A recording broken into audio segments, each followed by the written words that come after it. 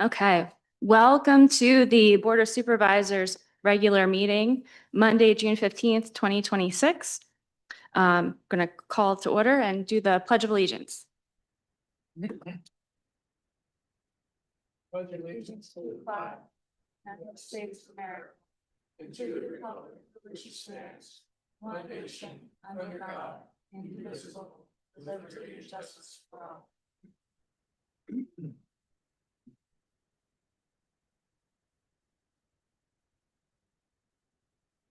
Okay, so I want to announce that this meeting is being recorded on Zoom and streamed on YouTube with a slight delay.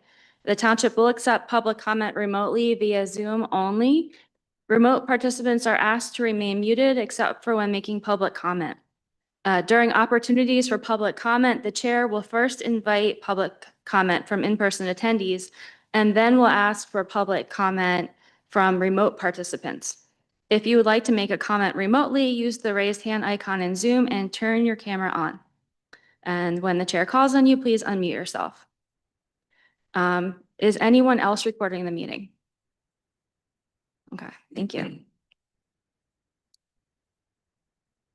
All right. So I think we have an appointment to make.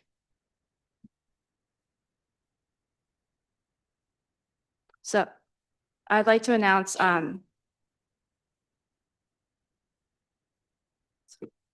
Frederick Mack, Dr. Mack. okay, so I would like to introduce Dr. Frederick Magner, who is being sworn in today as supervisor.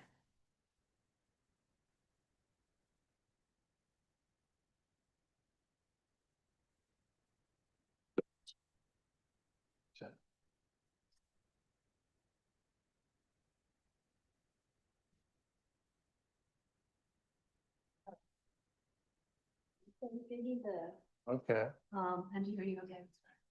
Yeah.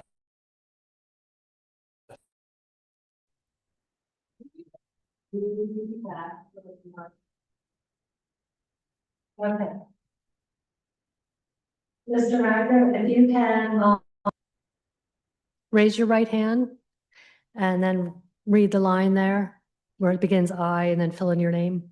I, Frederick Magna, do solemnly swear that I will support, obey, and defend the Constitution of the United States and the Constitution of the Commonwealth. And I will discharge the duties of the position of a supervisor in, this is Westtown Township, with fidelity. Okay, thank you. And then.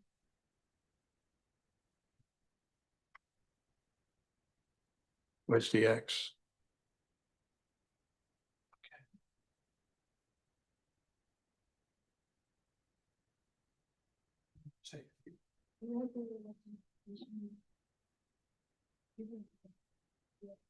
Oh.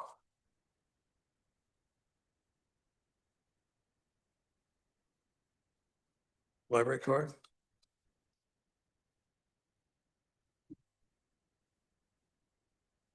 There you go.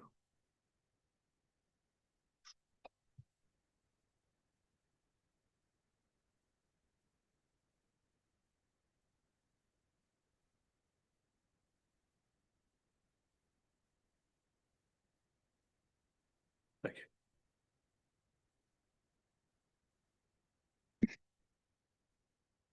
Okay, well, welcome, Fred. I think we'll say a couple words about you. Some of the people may know Dr. Frederick Magner, who has been a longtime resident and is currently on the Historical Commission.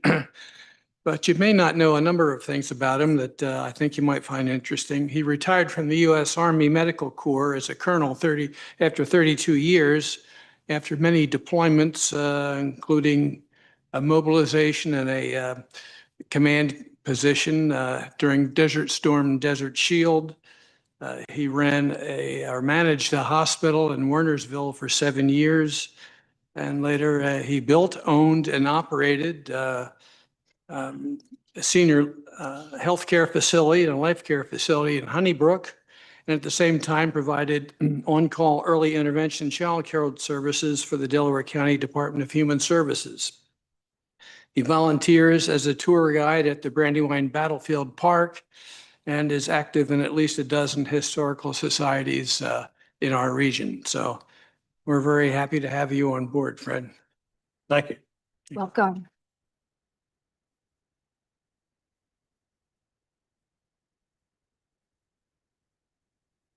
Okay, so the summary of the Board of Supervisors workshop earlier today, the board met in executive session on June 3rd, 4th, 5th, 11th, and 12th to discuss personnel and legal matters. The board also held a workshop prior to tonight's meeting to hear a presentation on the subject of facade easements from the Preservation Alliance and to accept public comment. So moving on to the approval of the meeting minutes, can I get a motion to move forward with approving? Forward. What's it? I make a motion. Okay. Second that. Okay. Any comments No comments? from the supervisors? Any comment from the audience? Any comment online? Okay. All in favor? Aye. Aye. Okay, so moving on to departmental reports. First, we have Treasurer Peter Barth. Thank you, Madam Chair.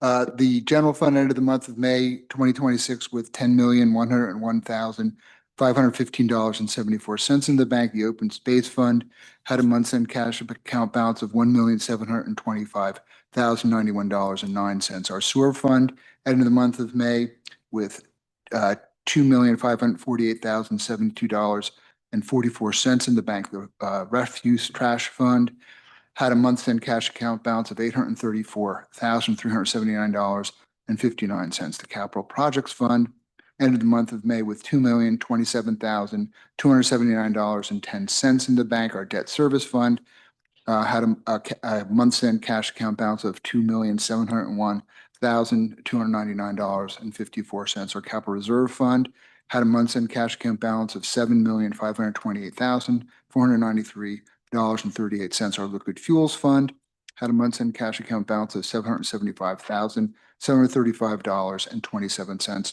Our escrow fund at the end of the month amounted to $1,009,194.55, giving us total cash accounts balances in all funds, reconciled cash account balances in all funds as of May 31st, 2026 of $29,251,060.70. I've compared those numbers to our prior year's numbers, and we're very continue to remain healthy. We're approximately $2 million up from where we were township-wide, where we were last year at this time, May of 25. The most important fund is our general fund, and we're $975,000 above where we were last year at this time, which indicates to me a strong position. Looked at all of the different interest rates that we're earning. We have $10 million in our general fund. $8 million is in our highest yielding account at Univest. That Univest savings account is earning us 3.82%. All the other accounts we have, other than our payroll account, which is at $4,000, is yielding at least 3.04%, but they tend to range. So the interesting thing is, I mean, traditionally our Pliget accounts have been our highest, but Univest is actually topping that, and the management is making sure we keep our biggest cash account balance in that account, in the general fund. And we're actually higher than Pliget. Our Pliget prime is at 3.71. So it makes sense to keep our money stashed in our Univest savings account. So good job. Good job by everyone this month. Thank you. Okay, and now we'll hear from Fire Marshal Jerry D'Annunzio.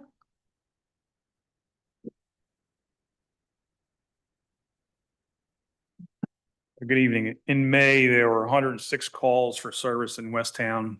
64 were in the Westchester Fire Department District and 42 in the Goshen Fire Company District. Year to date, there's been 530 calls in Westtown Fire and EMS. The Westchester Fire Department responded to 11 calls. Of those 11, 3 were false fire alarms.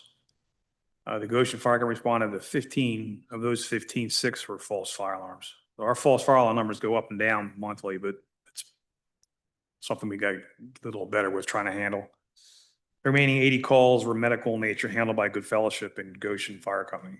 I had 2 fire marshal responses for burning complaints and 1 notification. And Mio and I were able to finish the update on emergency operations plan. Thank you. Thank you, Jerry. Okay, and Planning Commission?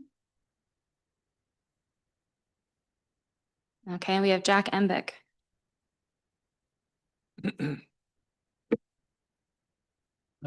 Welcome Supervisor Maganer. You're certainly Yep. welcome at the Planning Commission meetings. It'll be Wednesday unless we decide to cancel the meeting because Westtown is not ready to continue with its dining hall application. But at our last meeting, we entertained some review of the car wash that's slated to go in at near the intersection of 252 and Route 3. We also discussed elements of a pipeline safety ordinance.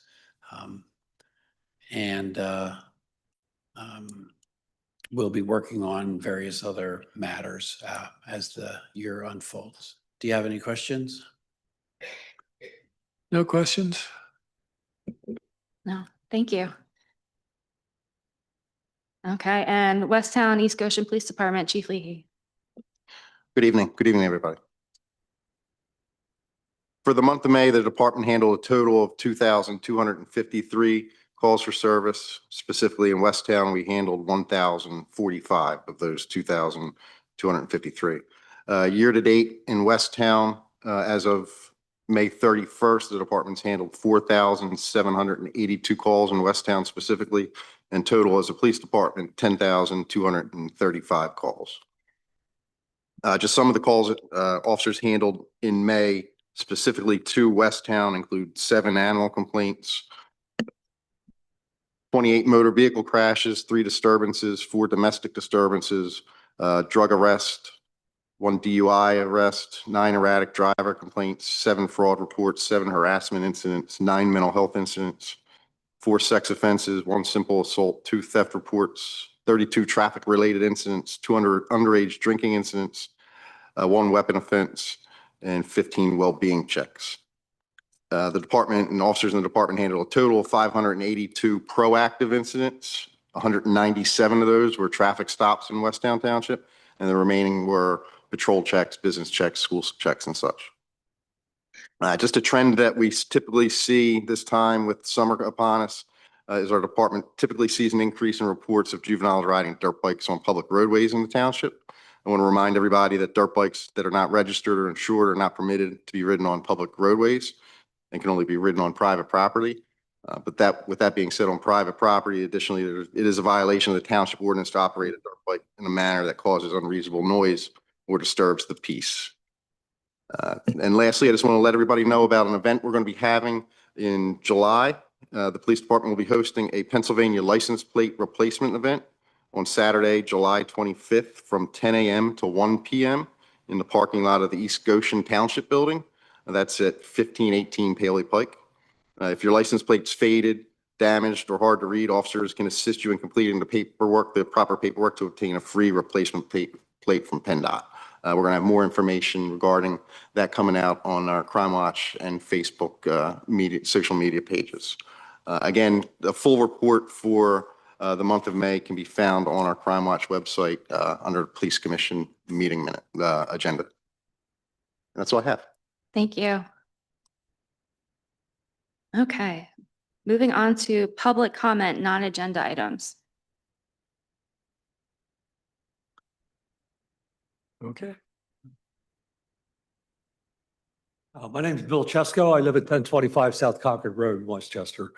I sit in the middle of your property down there, and this is the third time this year so far that I've dug a wheelbarrow load of stone out of my property caused by deterioration of that road that I have access to. It's used by myself. I use it 3 or 4 times a day.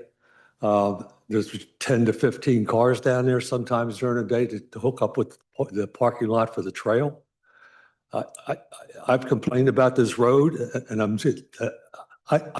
need that road taken care of. And it's full of potholes. It's just deteriorating. It was put in 1987, and all they've done is fill some potholes down there. There's a tree close to my property. You'll notice, I mean, that tree needs to be taken down. It's dead.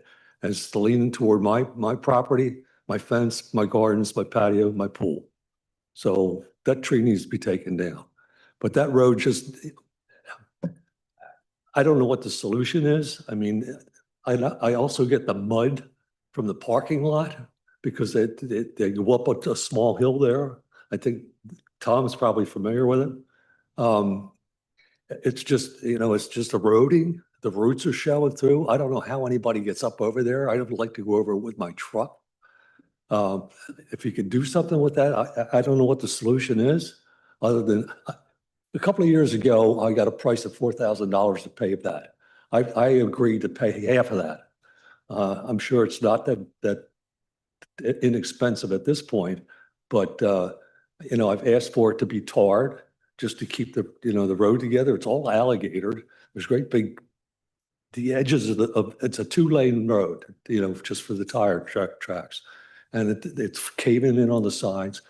Everything that comes down there, today I took a wheelbarrow load of a debris out of my yard. I get the mud and I get the debris from the stones that are washing down the road. That being said, I had to resign as Pennsylvania State Constable for Westtown Township. I took a position as a tip staff. I did that for 31 years and I was proud to do that. So you won't see me at the polls anymore.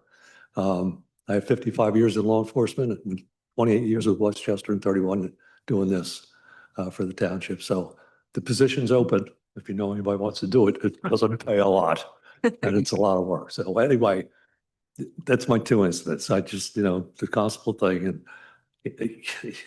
you seriously need to take a look at that road. I can't take it anymore. It's just, I've ridden over smoother roads in the islands, where I go all the time. That road is in terrible shape, but it just rocks you back and forth. Enough said. Take a look at it for me. I'd appreciate it. Thank you. Thank you. And thank you for your dedication to Westtown.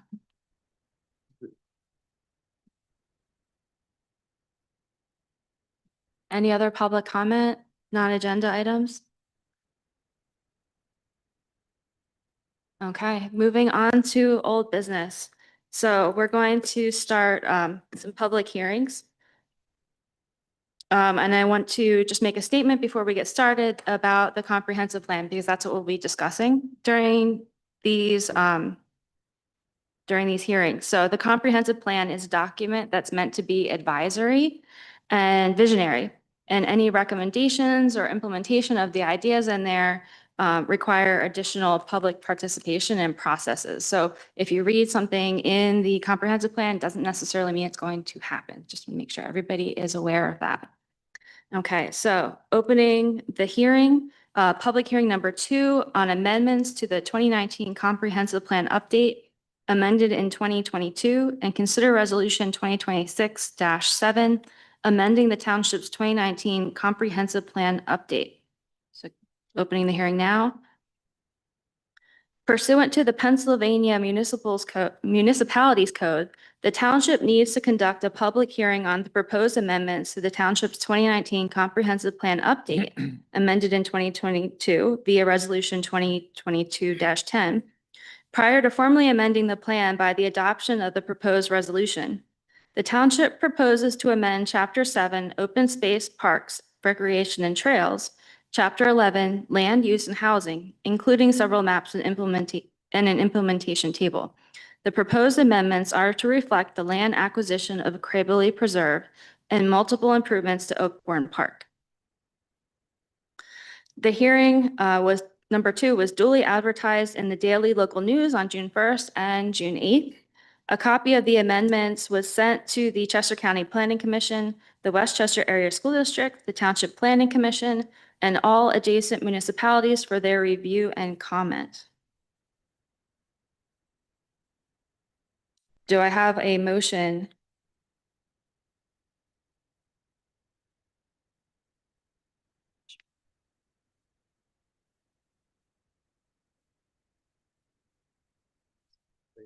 No, you could just say a motion is in order to adopt. A motion is ordered to adopt resolution 2026-7, amending the township's 2019 comprehensive plan update, amended in 2022. I'll second that.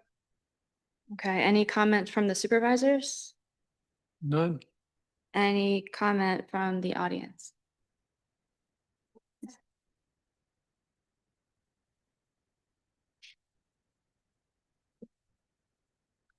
Patricia Ryan Platt, what exactly is the wording that is being changed? Can we put it up for everyone to see, or like, what is the wording? There is, It's on the website. yeah.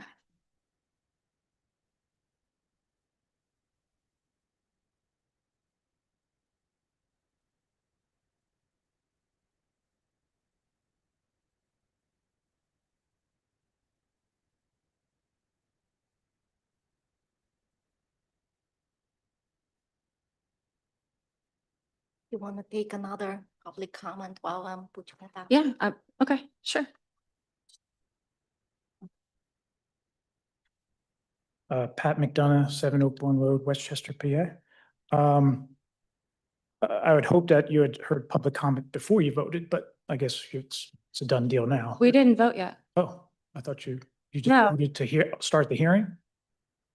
We didn't. That's a normal procedure. Oh, Start okay. the motion and then. Perfect. So it hasn't been. approved No, yet. no, he just made the motion. We haven't done anything with it Okay, yet. great. No. Whew, I was like, oh my gosh.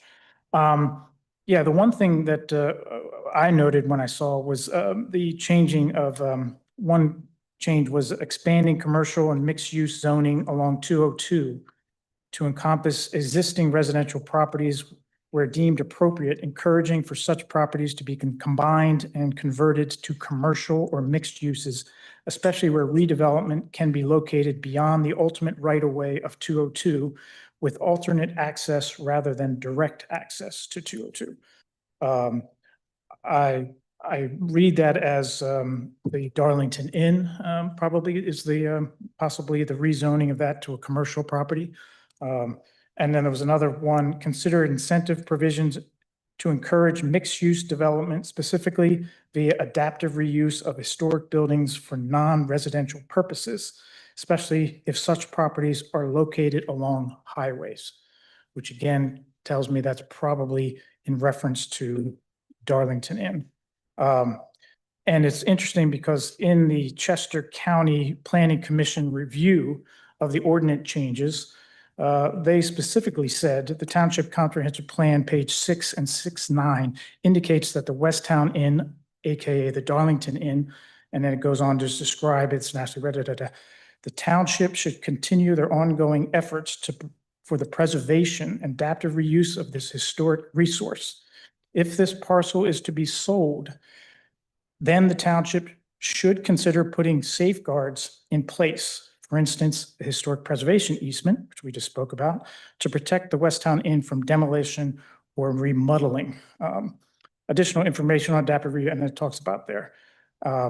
So I guess I want to be sure that the changing of this would protect the Darlington Inn.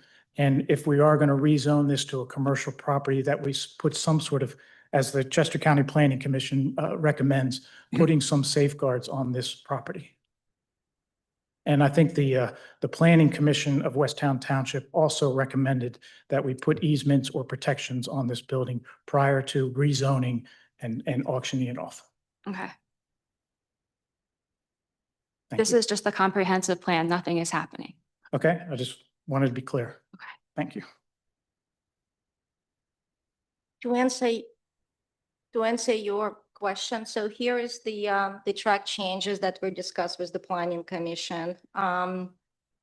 So one page that's being redacted has to do with open space referendum and passing of open space referendum. Because that was, I'm sorry? Yes, correct. Yep. I'm just going through changes, kind of summarize those.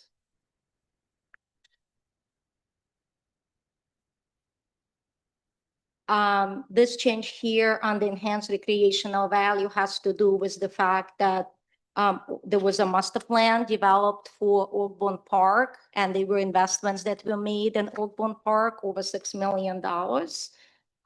It also recognizes that Craigbilly Preserve was acquired in 2024, and it talks about that now it's permanently protected, and the township must provide public access to that land. And it also talks about the fact that before public access must be provided, there has to be a master preserve plan for the future development and stewardship of the property.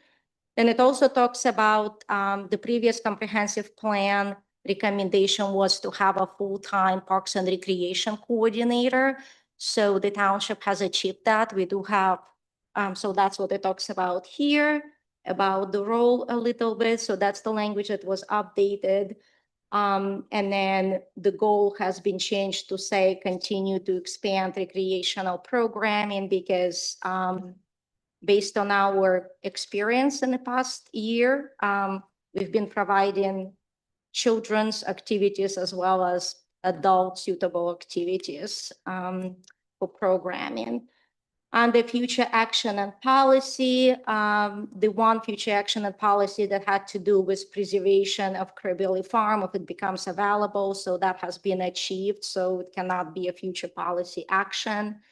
One that was, two that were enhanced, implement Oakbourne Park Master Plan. As you know, phase 1 and partially phase 2 have been completed, but there are 2 more phases to Oakbourne Park plan that still needs to be addressed. And then it was added that develop and implement Craigbilly Preserve Master Park Plan, including maintenance and stewardship plan. So that was added. Under agricultural lands, we talked about 322 acres of Craigbilly Farm. So that's just a language to reflect that now we cannot say that it's remaining undeveloped land in the township. We had to update the acreage for municipal parks and open space to reflect land acquisition for Craigbilly Preserve. So just see. In terms of the language, nothing has been changed for HOA. Large parcels, on the large parcel section, it talked about preservation of Craigbilly Farm as a top priority, so that has been achieved. So Planning Commission had a discussion on whether or not there is another large parcel that's worth the effort, and they decided just to remove that. That was their recommendation, to remove this language and not to replace it with any other property. Township Parks, Recreation and Trails were updated to reflect that now there are 6 parks and the acreage. And then that Craigbilly Preserve had been added for passive recreation, and it's a community park.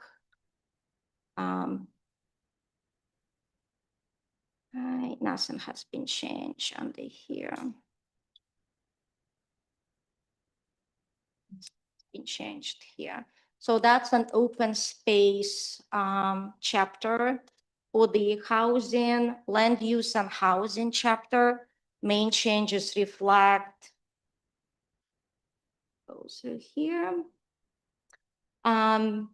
Main changes here talks about housing diversity. Here. So land use and housing chapter changes focus on Westminster Presbyterian Church proposal for future attainable housing and potential rezoning of 2-acre property of Darlington Inn for adaptive commercial uses. So it talks about institutional overlay, institutional properties that might provide an opportunity for additional uses. It talks about concerns when it comes to housing affordability in Westtown, especially for seniors, young professional, workforce households. It focuses on large institutional properties and it specifies along arterial corridors such as Westminster Presbyterian Church. It talks about a little bit about residential redevelopment and renovations and about ADA, which is just an update in language from what it was before when it comes to ADA provisions and ADA code requirements. When it comes to new mixed-use development, it has been changed to focus on infill development. As you might know, we do not have much vacant land in Westtown, but we've been seeing a lot of redevelopments, a lot of shopping centers. We have Spotless Car Wash, former Rite Aid that's being redeveloped, former TD Bank that's being redeveloped into car wash. We have proposals for property across the street for Abbey Green and Westtown Meat Market. So it's a lot of infill development. And this is the section that talks about if there is an infrastructure in place, those opportunities should be focused on adaptive reuse. And it talks about underutilized uses because ideally the township does not want to see vacant properties. It's better to have properties be utilized. Infill development, a little bit more. So under future action and policy consideration, so what was changed, it says expand commercial mixed-use zoning, existing residential properties were deemed appropriate, encouraging for such properties to be combined. So most of this language existed before, so it was just changed where deemed appropriate. Consider, and what was added is to consider incentive provisions to encourage new mixed-use development via adaptive reuse and support initiatives that increase the supply of attainable housing options. So those two goals were added that has to do with Darlington Inn and Westminster Presbyterian Church proposal.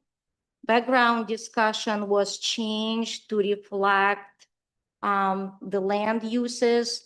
Because of Craigbilly Preserve land acquisition, the land went from agriculture to a different use. So that's what these percentages are reflecting, that recreation numbers went up because 204 acres had been added. So just some track changes that just have to talk about the Craigbilly Preserve. Existing zoning, it used to be that agricultural and cluster residential was the largest zoning district after R1. Now it's R1 and R2. So that has changed. in terms of the land use numbers. And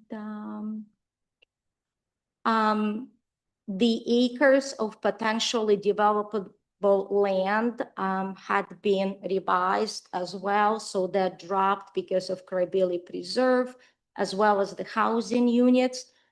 One thing to remember about the housing unit, this just takes basic base zoning calculation. So it does not show you if you want to develop into multifamily units or dwelling units. So this is just a single family homes that could be developed on based on unprotected vacant land in the township, using the same formula that the Comprehensive Task Force was using when they were working on the plan. Under neighborhood conservation, there's a lot of redlining here, but when you look at the future land use map, that is a part of the comprehensive plan, the way it identified neighborhood conservation, it was almost, it went against the attainable housing. It's almost like the properties that were in neighborhood conservations were not permitted to have a multifamily development. So the way that it's revised here, if there are appropriate institutional zone parcels that are larger in size, located along arterial highways that might be appropriate for that. If they are developed for attainable housing, it has to be in a character that is suitable for that specific area. So that's what it talks about here. And that's all about neighborhood conservation. Then we added provide for housing diversity. And then again, that goes back to institutional properties, added context sensitive infill residential development, only in specific location where you have an infrastructure such as water, sewer, access. Those parcels might be considered for attainable housing. I'm almost done. All done. Mixed use areas. So institutional uses, transitional commercial properties. That was just to clarify some of the language here, that if there are mixed use areas as determined, as depicted on a future land use map, there might be some redevelopment opportunities. Specifically situated at major roadway intersection. So those areas can be considered for mixed use designation. And what mixed use designation means is that it can be residential, it can be commercial, it's all variety of different uses. So this language focused on if there are areas in a township on major intersections of two roadways, and they have a specific infrastructure in place, they might be suitable for additional development. Okay. So this has to do with Crabbilly Farm because it talks about open space referendum. So that has been removed. And I think that's it. So that's for those two chapters, and whatever language was changed here in terms of implementation recommendations, they just reflected in implementation folder. And the future several maps were updated to show comprehensive plan maps were updated to show that Crabbilly Preserve is owned by the township. Westminster Presbyterian is the same designation on future land use map as it was before. What changed is that neighborhood conservation allows for that multifamily developments.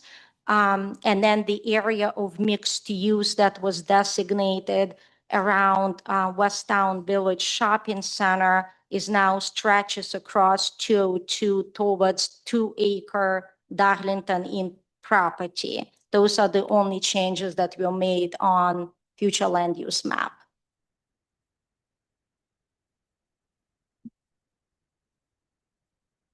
I appreciate that. Thank you. Sure. I have a question, though. On one of the maps that is included on the plan, there's an area that said it is unprotected and potentially developable parcels on the eastern side of the township, below East Street Road, Route 926. There is an area that is designated on the map as unprotected and potentially being developed. I don't know what map it is. I can show you on my phone. Okay, that was subject to, Which one? Oh, right here. yes, that one Which, right. this one? That's the map, yes. This area here.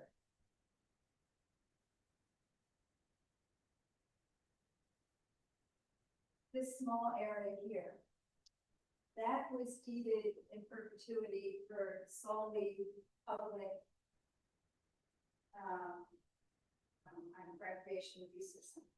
So it's unprotected and potentially developable. Those two beige areas, here and here, I don't think they are unprotected.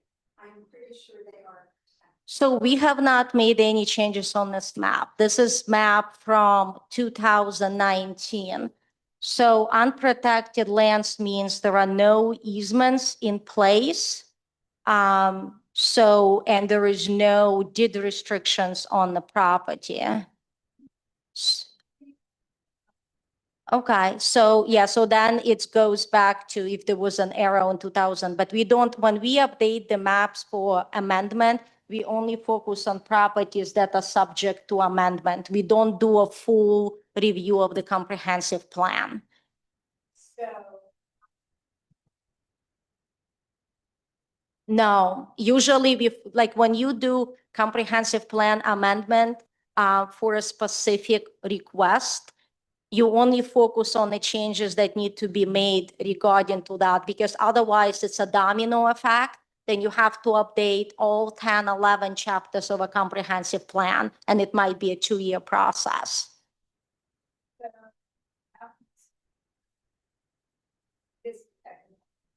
know, there we go. Can we check? Well, I know it can't. Well, yes, unless there is a deed restriction, and again, I'm not the one who created those maps. Those maps were created in 2019 by Brandywine Conservancy. If from 2019 and now something has changed, it will not be reflected on that map. Okay. Sure. Okay, yeah, sure, yep.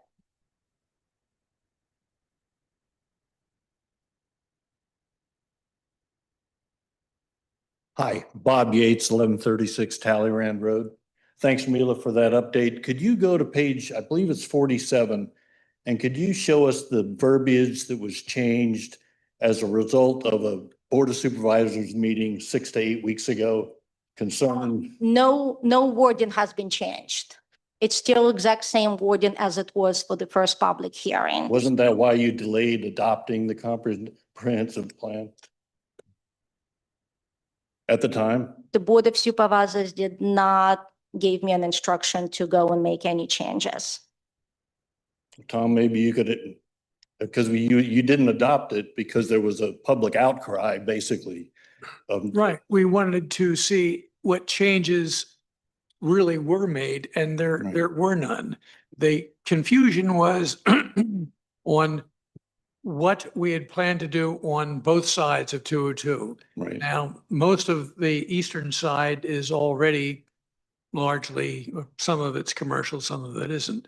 And on the western side, the only parts that were not was what is now the Darlington Inn site, and then what is part of Westminster. That's it. So there was no substantial change. So having to go through changing the comprehensive plan for no reason made no sense. So we moved along. There is no change. Okay, I don't know how the public feels about that, but that's why it was delayed. Follow up on that. Could you bring up 11, section 11, page 5?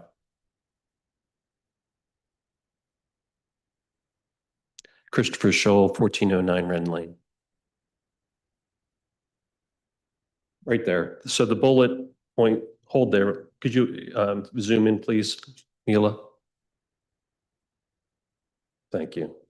This paragraph on the left, starting with expand commercial mixed use zoning. This is what got everyone. It was there before in 2019. Yeah. Yes, and it's there now. And this is what we asked for, a very simple alteration.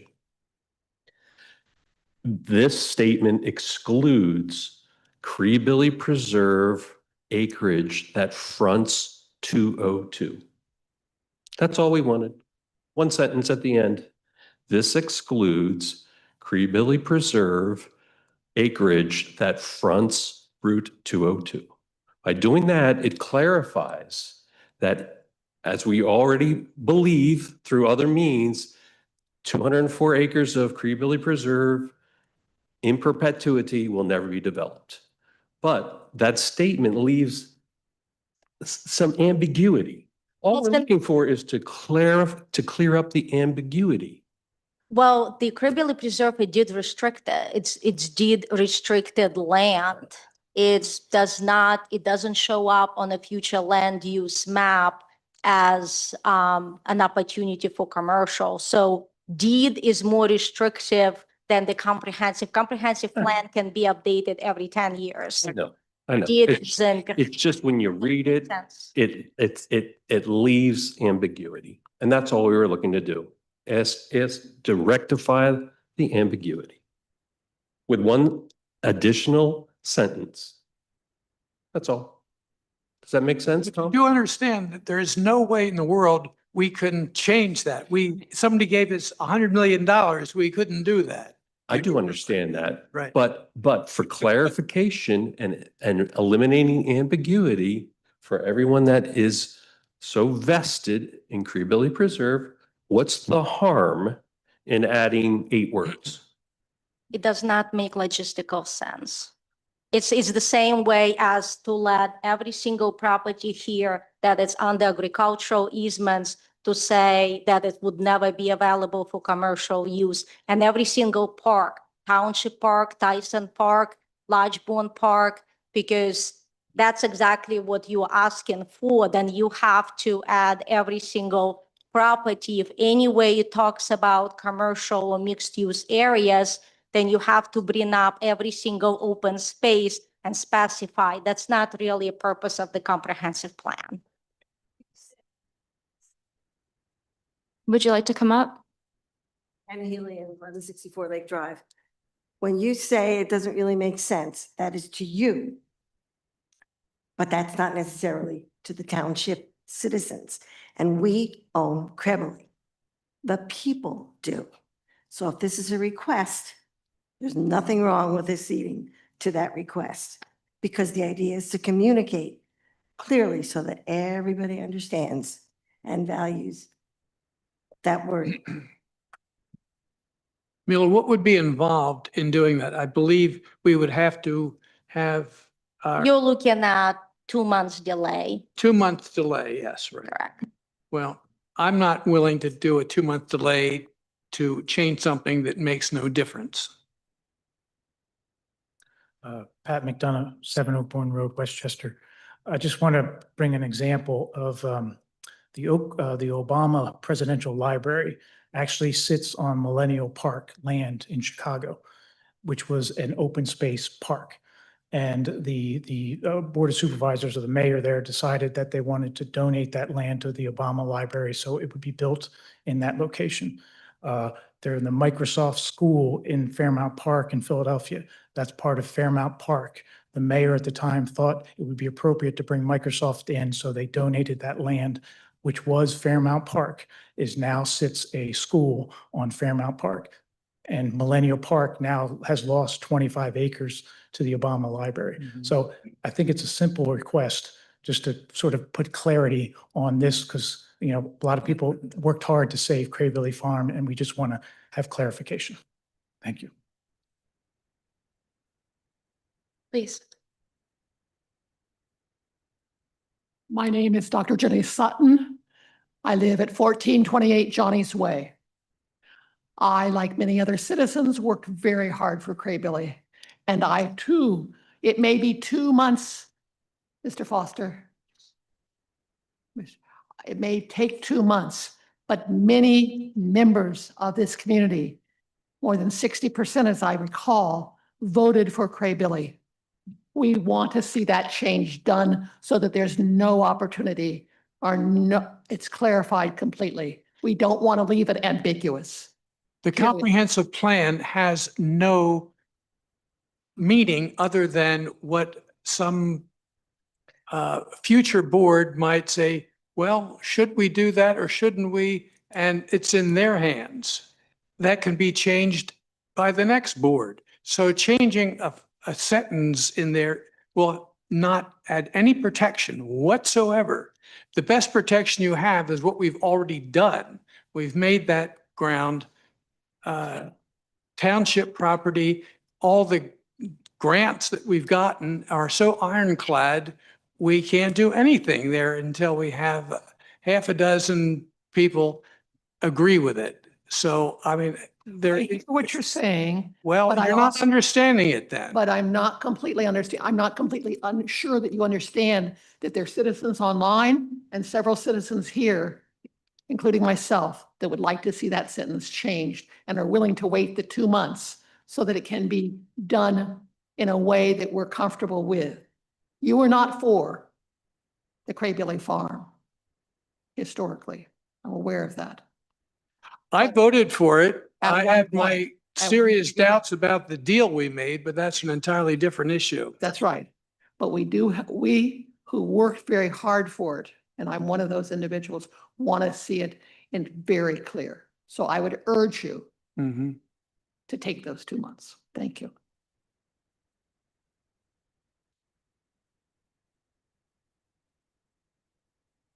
Bernard Morrow, Neighbors for Craigbilly. I guess my comment would be, if it's an additional sentence to a plan that really has no bearing on whatever, and it's what the people want, why not just do it and wait 2 months? What's the rush? I mean, really, By delaying this 2 months, that means we cannot move ahead with anything having to do with this plan, correct? Including Darlington Inn and the auction, correct? Including that, perhaps including anything having to do with Zoning West- map and the Westminster Presbyterian Right, Church right. as well. So, right. I'm just gonna rest and say it's, it should be for what the people want, okay? Because they're the residents of Westtown Township. Mhm. Thank you. And healing again. Anyway. I'm not sure that you know, because I don't think that we know, if the citizens of Westtown Township have the background and enough information about these talked about auction plans for that building. I think most people that live here are not knowing that that's part of what in the background, some plan is to put that property up for auction at some point.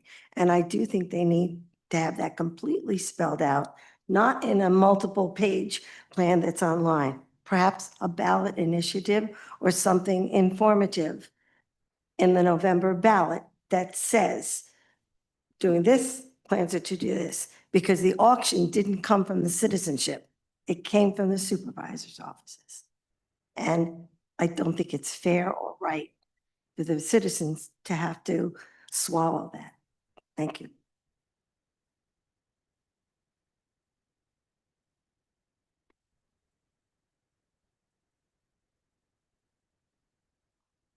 Any other public comment?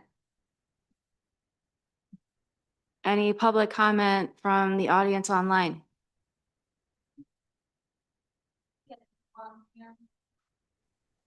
Go ahead, Mr. Sinkovich. Tony Simkovich, 821 Kimberly Lane here in West Town. My comment is to build on the comments that Mr. McDonough and a few others talked about regarding that Krebely line off of 202. And this is directed to specifically to Supervisor Foster. Back on April 20th, as you recall, there was a grand discussion about it, and your comment was that thing could have been written much better, and we'll take it under advisement. What changed your mind about changing the language? Because it's exactly the same as what was on April 20th. And if you would have changed it and you needed 2 months to do that, that would be 3 days from now in June. So please clarify why you thought that then and changed your mind to now. Very simply, as I explained, I think already, the existing language does not in any way affect what the folks seem to be concerned about.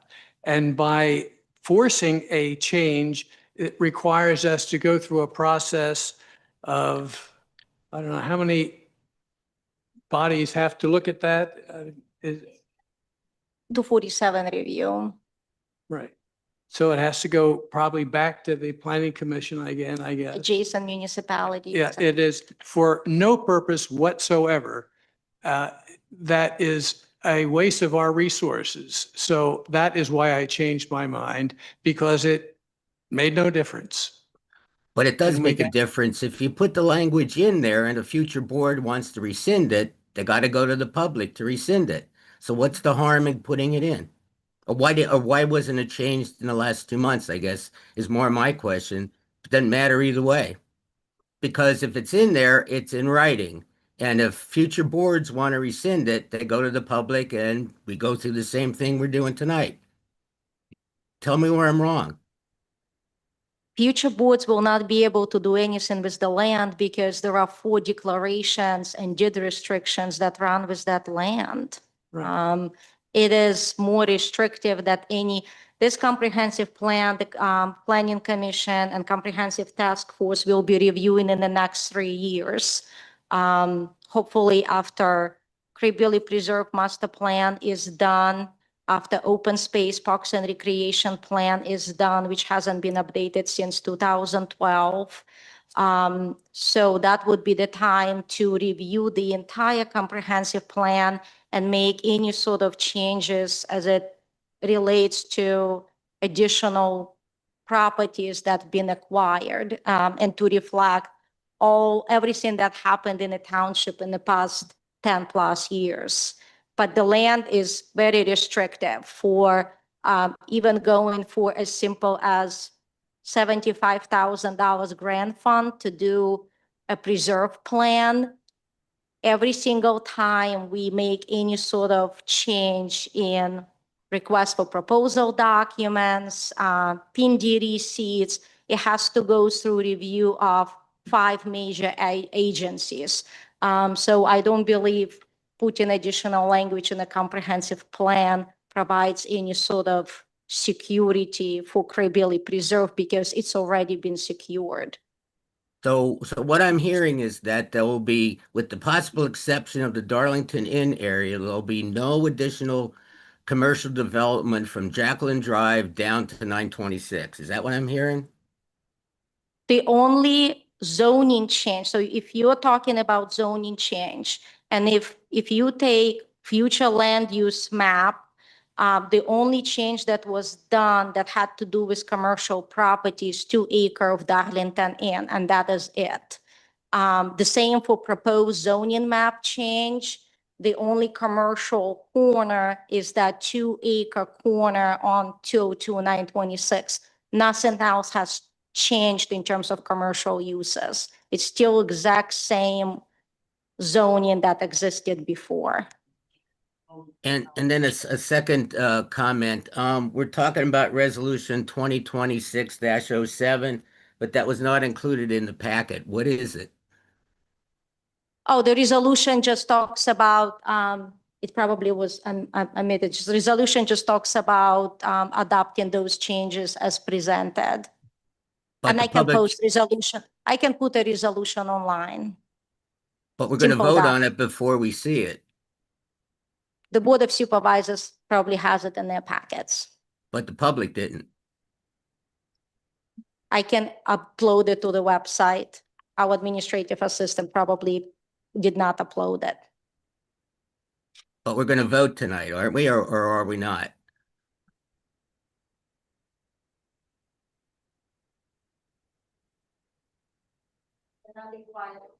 The documents are not required to be provided to the public, just the agenda and meeting minutes, but the township historically provided all the documents we can online.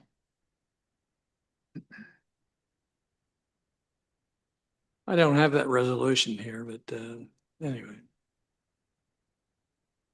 In essence, there is a change because the inn was not recognized by certainly the citizens as being potentially up for auction when we went to save it. And we went along with supporting, trying to get the grant money in. That changed. So when you say there were no changes, it's not really accurate. That's a big change. It's a fundamental and a philosophical one, and it's wrong. Just for clarification, the other change was the property that Westminster Church, correct? That was rezoned for low-income housing, correct? No. Rezone residential, it's R3, which is residence/office. It's not commercial uses on the zoning is different than residential and office. But they have put out a proposal to build low-income housing there. It's not low income. It's It's housing, affordable housing. affordable housing. Okay, affordable housing. There's a difference. I'm sorry. And you Okay. know what it is. Okay, affordable there. So it is rezoned for affordable housing. It's not rezoned yet.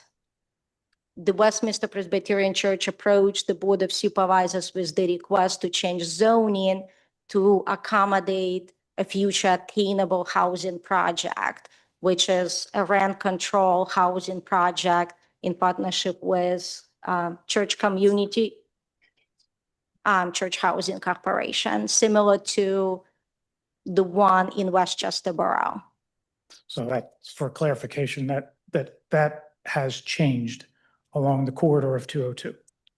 What do you mean has changed? The board has not voted on a zoning map yet. That's been proposed to be changed. Which is why we're doing this comprehensive plan adjustment in the anticipation that the church has requested that property to be Correct. rezoned.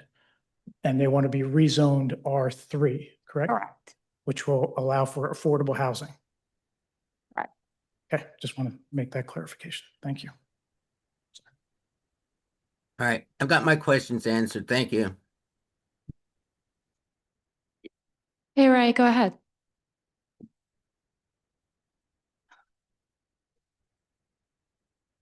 Ray D'Andrea, I think you were next. Ray, you can unmute.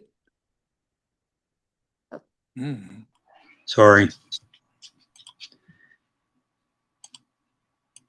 As I talked to the board in April, my concern was the sliver of private property that's not owned by the township,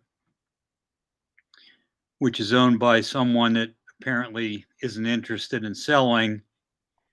And my concern was, theoretically, could that property be expanded to commercial use under the existing comprehensive plan guidelines? So right now it's zoned, I believe you're talking about that rectangular property. It's still zoned R1 and there are no proposed changes in the comprehensive plan or in a zoning map to rezone that property. And the board was not approached by the property owners to make any changes to it, as far as I know.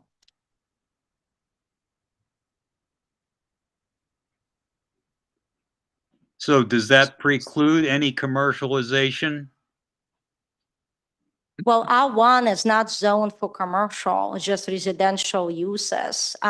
Any property owner can always approach the Board of Supervisors and request rezoning, whether this board or future boards. And it would be up to that board to decide whether it makes sense to rezone a specific property. Unless you have deed restricted property nothing would preclude the property from being rezoned to another zoning district.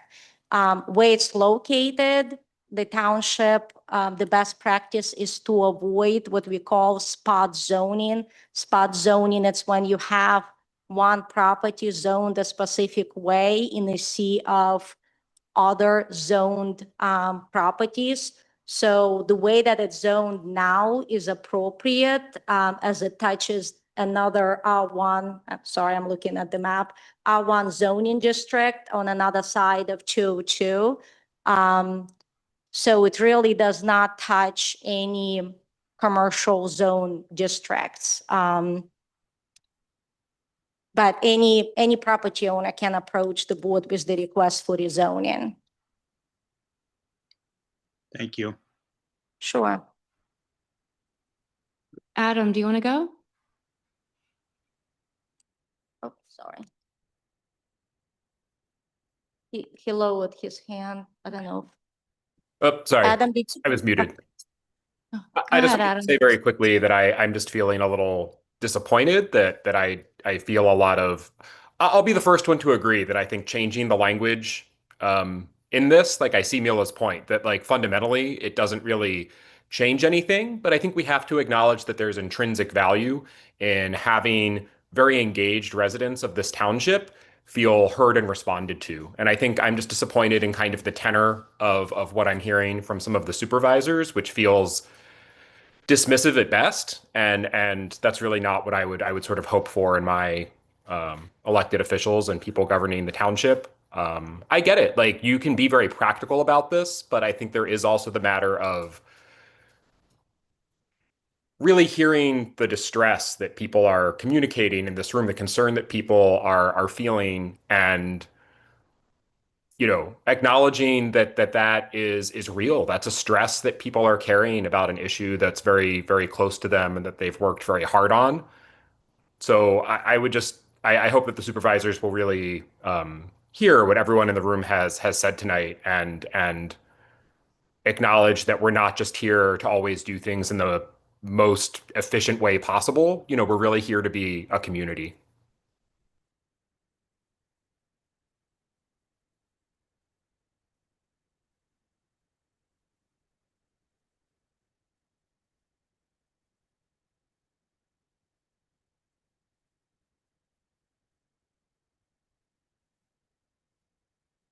It's time to take a vote.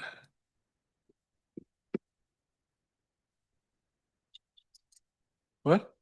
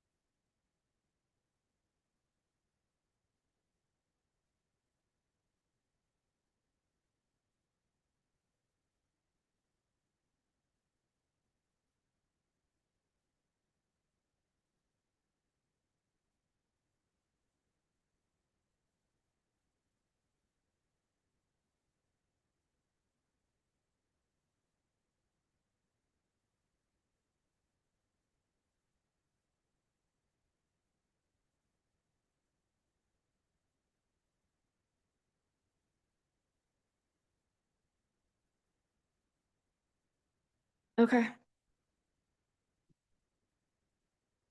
All in favor? Aye. Nay. Nay. Who's your second? Nay. Aye or nay? Aye. Aye. Okay.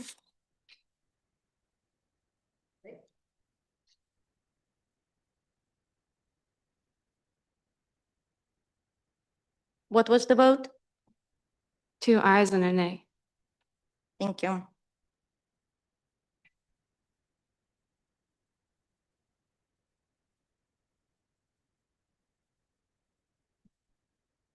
Okay, so moving on to the public hearing to consider the Verizon franchise agreement.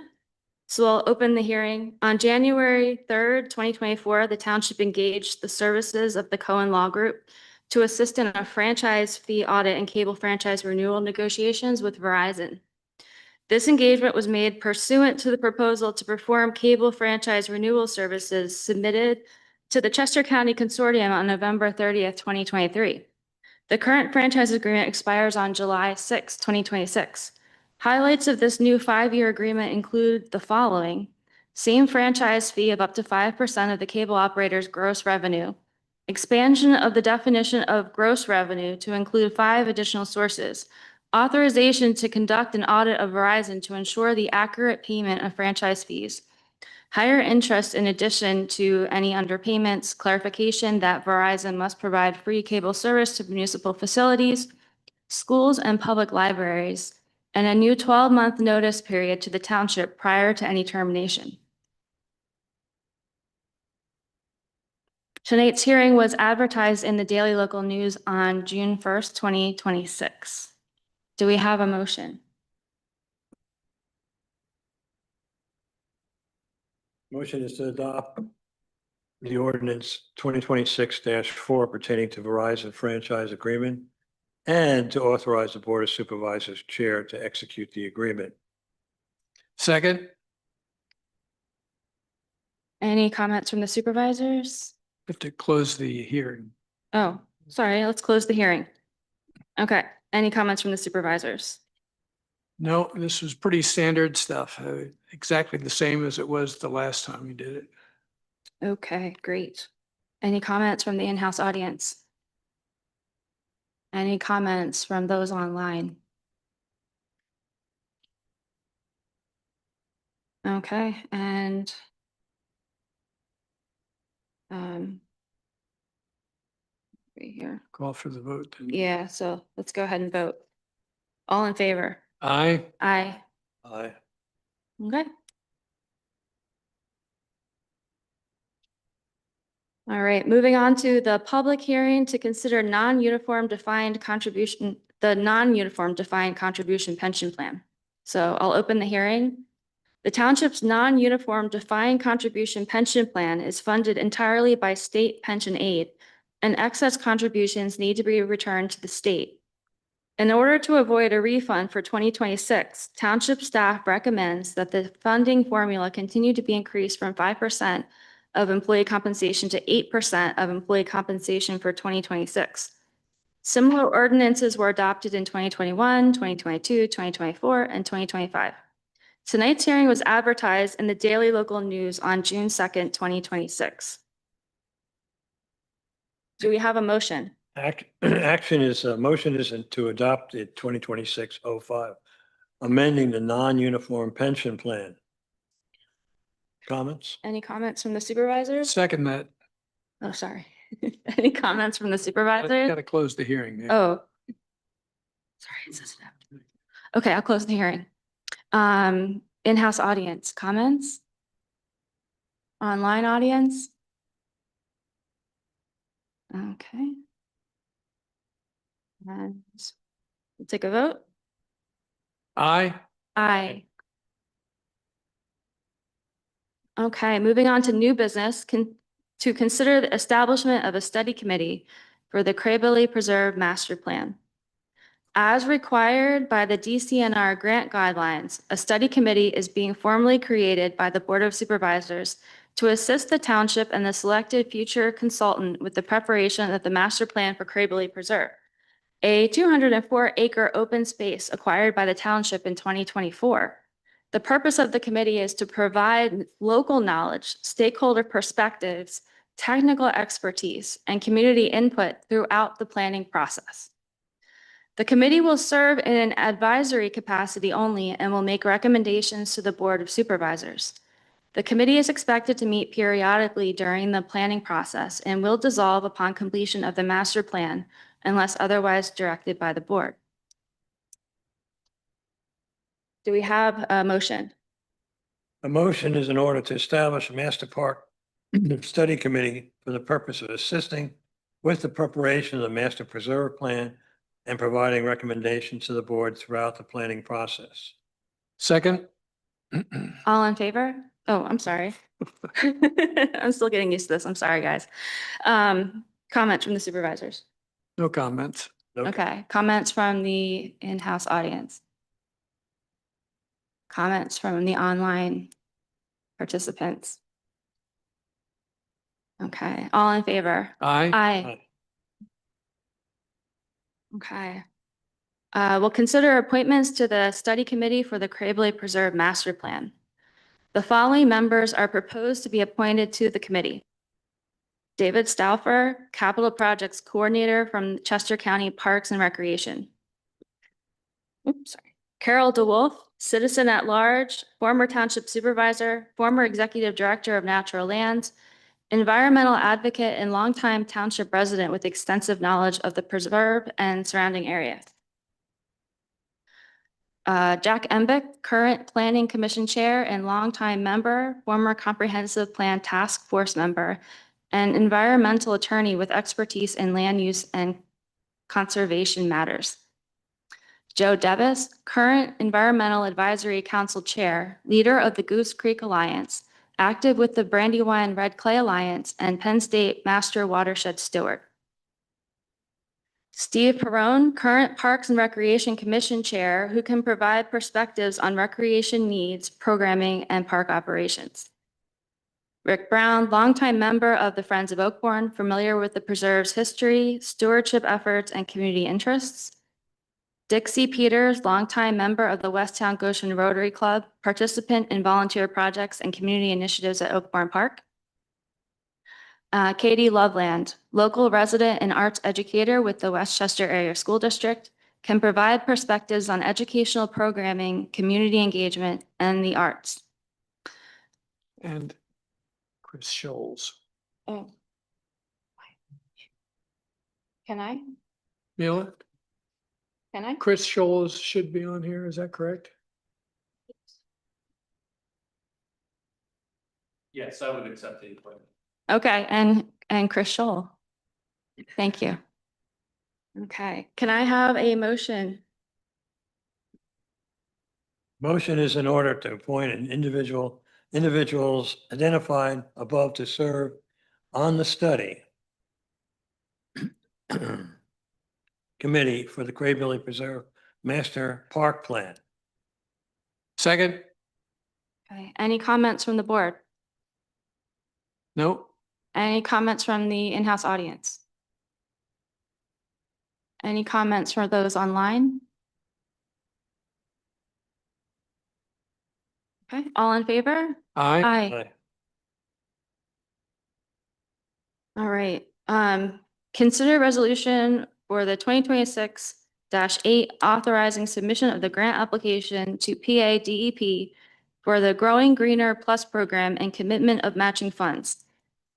Cedarville Engineering Group, CEG, prepared design and engineering plans for the Pleasant Grove Stream Restoration Project of 1,600 linear feet and initiated the permitting process with the PA DEP to put together the grant application for the Growing Greener Plus program for the project's implementation phase.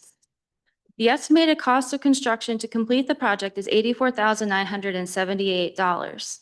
Cedarville prepared two options for the board to consider. 800. Did you say 800? $847,978, I'm sorry. Option one, to apply for a $500,000 grant with matching funds to be provided by the township in the amount of $347,978, or option two, to divide the project into two phases addressing 800 linear feet with phase one of $452,894 and phase two of $649,109. For phase one, the matching funds of minimum 5% will be required, which is $22,644.70. Resolution 2026-8 authorizes submission of the grant application, authorizes the township manager and/or other appropriate township officials to execute all documents necessary to prepare and submit the grant application, and commits the township to provide the required matching funds. The grant deadline is June 22nd. Right here. Chair, I have a quick correction. Okay. So in speaking with the township engineer, so when it comes to if the board would like to consider option 2, where you divide the project into 2 phases.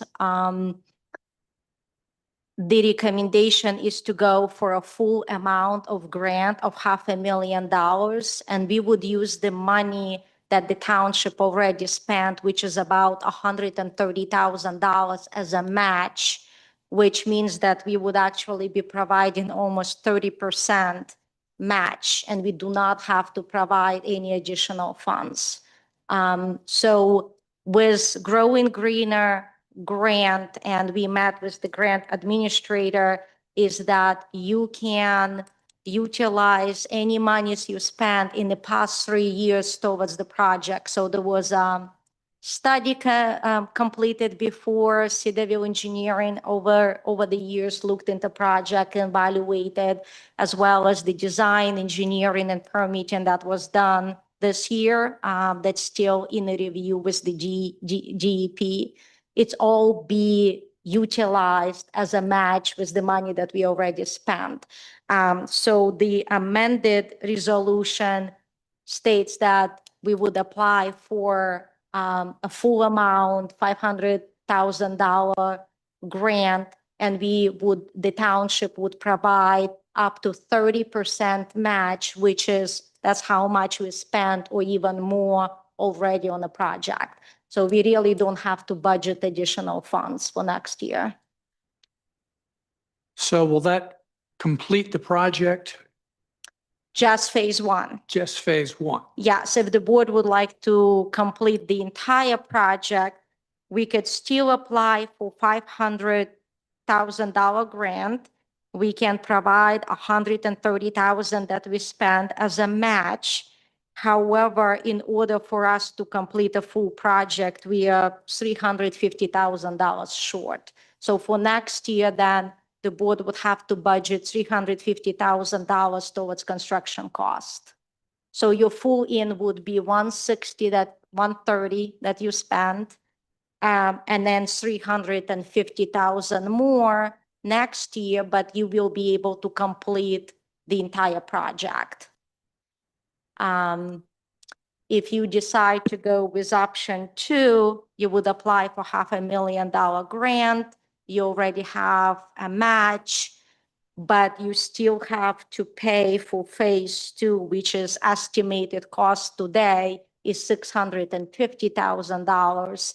And in speaking with grant administrator, once you receive a Growing Greener grant for something like a stream restoration project, the likelihood of getting a second grant for the same project is very low chance. So then the township would have to find the money to budget $650,000 for phase 2. What are the chances of getting the first $500,000 grant? So with the 30% in-kind contribution, that puts you really ahead of many of the other grant applicants, because the minimum grant match for any participant is only 5%. And with a lot of the communities that we work with, they usually are in the 5 to 10% range. So the 30% contribution on Westtown's behalf would increase their score in the ranking. And the project is ready to go in construction, I believe. We are waiting for DEP permit, which should only take about additional maybe 30 to 60 days. So if the grant is awarded, which is not going to happen until January, February of 2027. So as you're working on your budget before November, it would be difficult to figure out what to budget for next year, because announcements is not going to come in until January, February of next year. And of course, we do not know what DEP's rulings or policies are going to be going forward.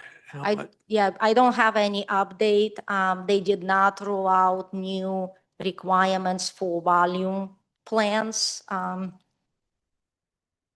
There is really no update on that. Okay.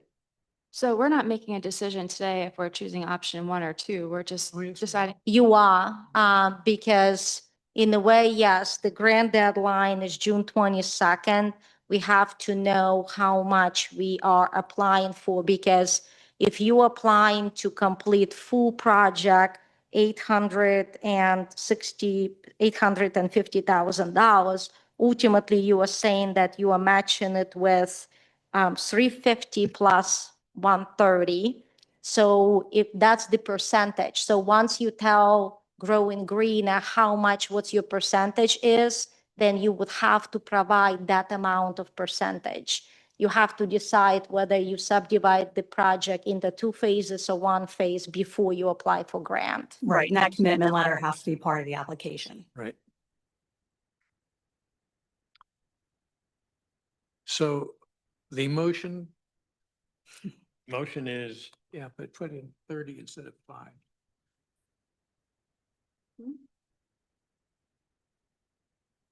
Oh, 30. 30%.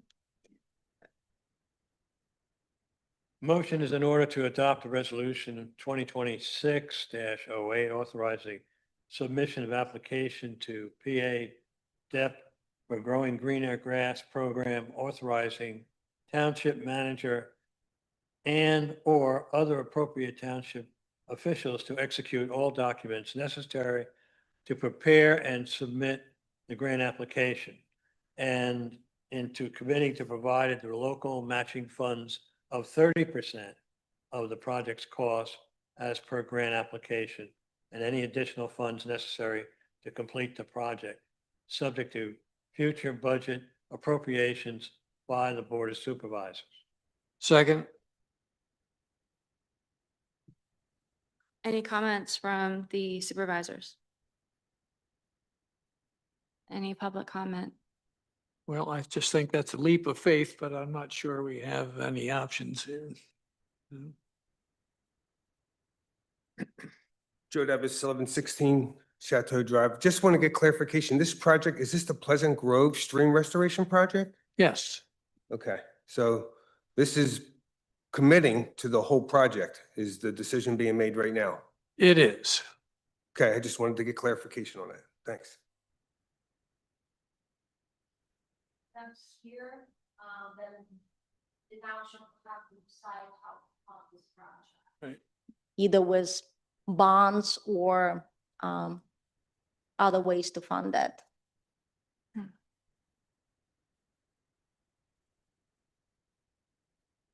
Bob Yates, Talleyrand Road. I thought at the last meeting when Cedarville did their presentation, the decision was made to delay any commitment.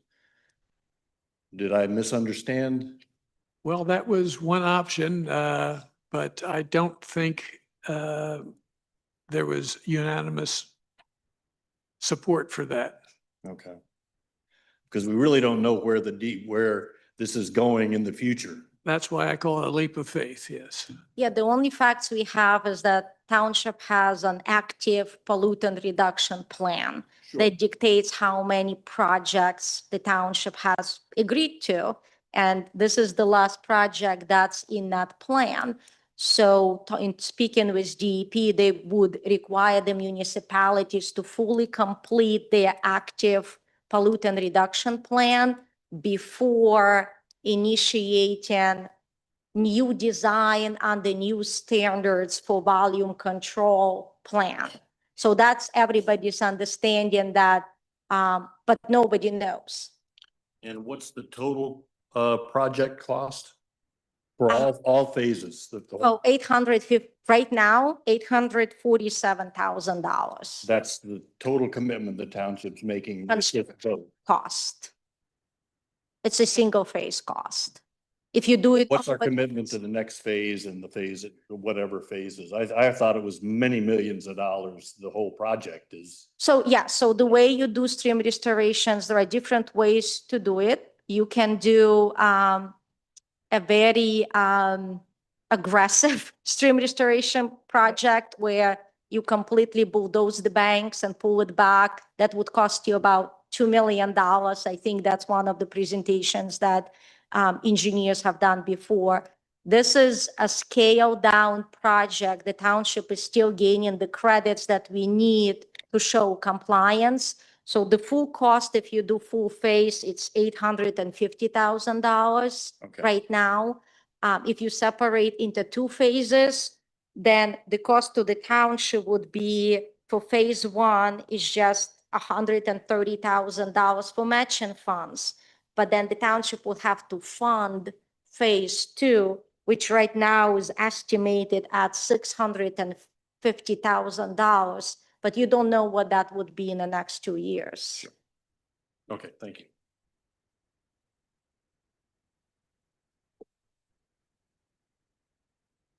Any other public comment? Any comment from the virtual audience?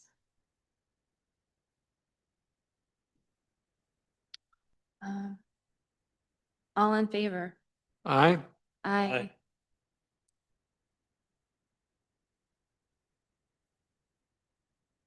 Okay.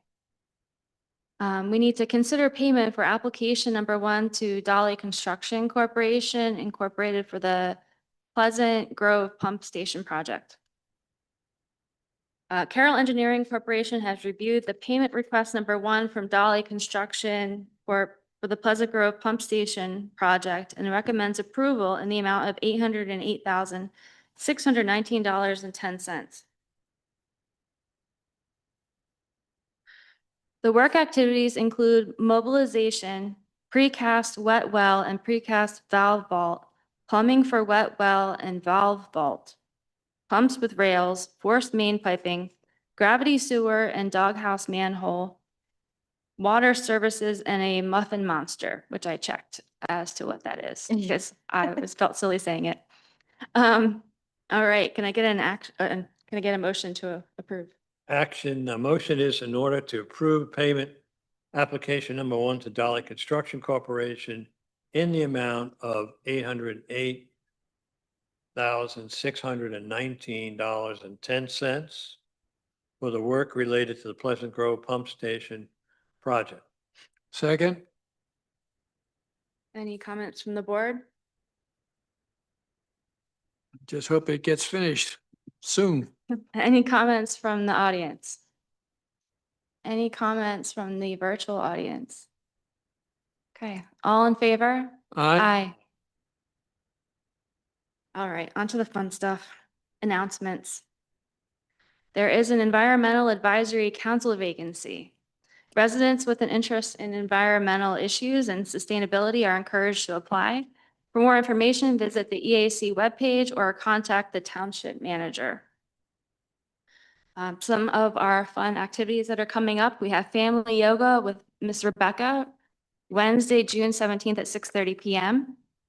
Painting with Nature Hike, Thursday, June 18th at 6:30 p.m. Jumpstart Sports Spectacular Camp, June 22nd to the 26th from 8 a.m. to 5 p.m. Tennis Camp, June 29th through July 2nd from 9 to 11 a.m. for ages 5 to 10 and 11 a.m. to 1 p.m. for ages 11 to 17. Shining Knights Chess Camp from June 29th through July 2nd from 9 a.m. to 12 p.m. Summer Kickoff America 250 concert on Wednesday, June 24th at 6 p.m. We have a nature program with the PA Game Commission on Thursday, June 25th at 10:30 a.m. and a history lecture, Voices of the Founding Fathers, Saturday, June 27th at 10 a.m. with local historian Dave Walter. We're also soliciting nominations for the Historic Commission's Good Stewardship Award 2026.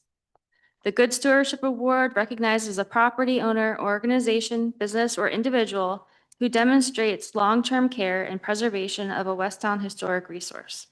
The recipient will be presented a plaque at Westtown Day. Please send your nominations to historical@westtown.org. The office will be closed for Independence Day on Friday, July 4th. And we also have a flag that we received for America 250 that Tom is opening for us right now.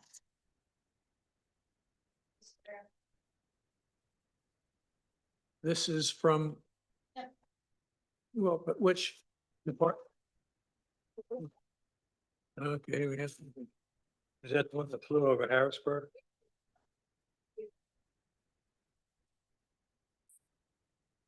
Okay.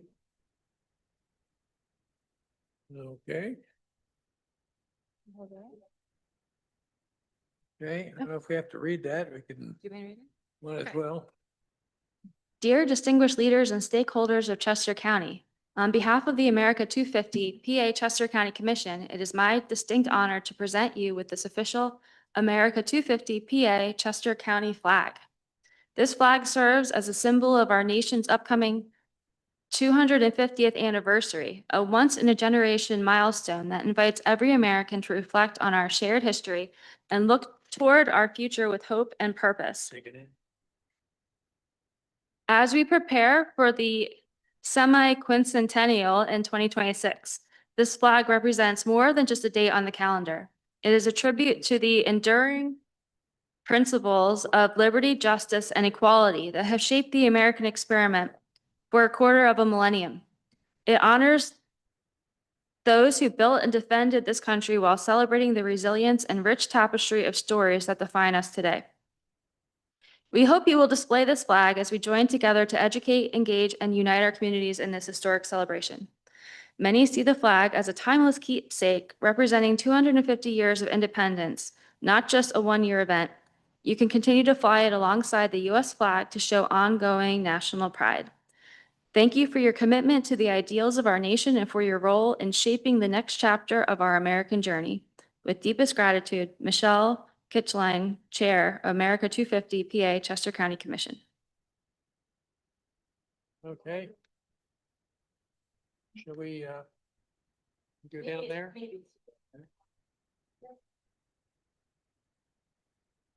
Wander down there. Yeah.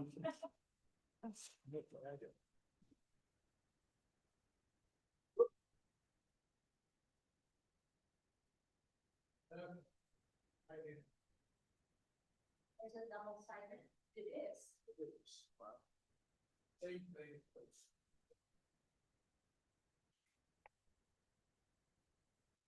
Cheese. You have to find a place to plant it. Yep.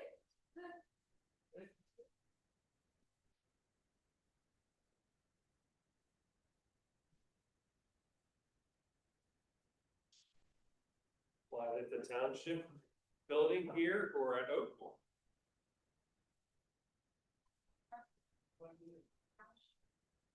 If you put it outside, how it will not last long. I'm just, it's outside. It's fine. Yeah, you know. It's So that's. in your- It's fine. You can It's put- vinyl. It can go outside. It'll last. It's fine. I don't. It's not fabric. Nice. Yeah, I can fold it out.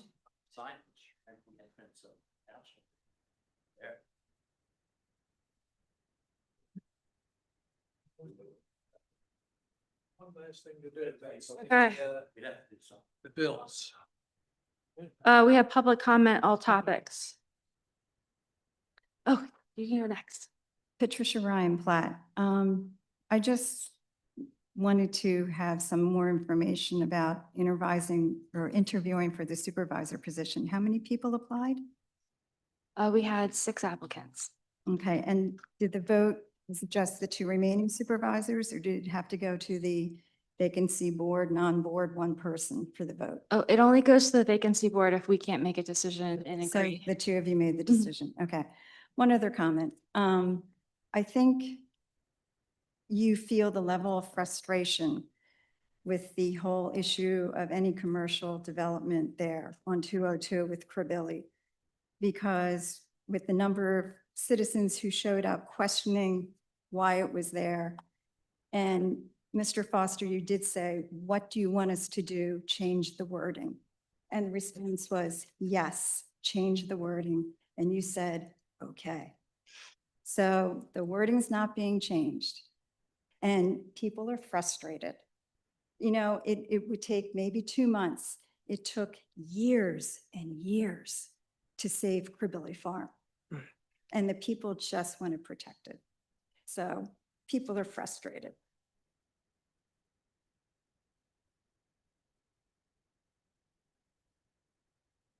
Christopher Shaw, Ren Lane.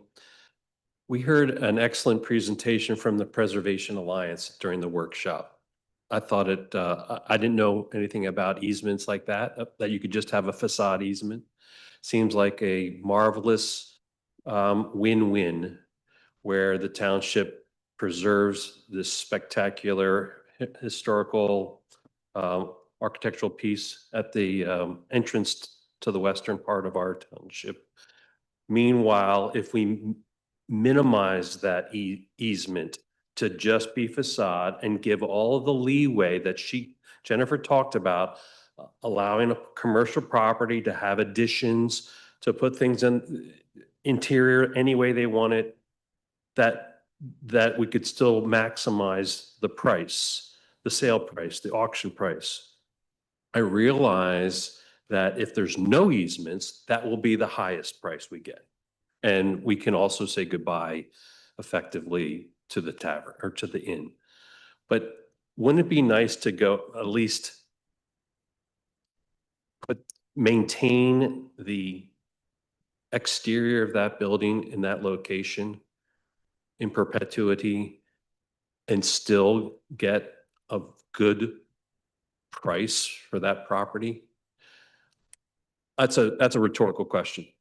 The real question I have for you is, now that you have this information, what are you guys going to do about the potential for adding an easement to that property before it goes to auction? That's my question.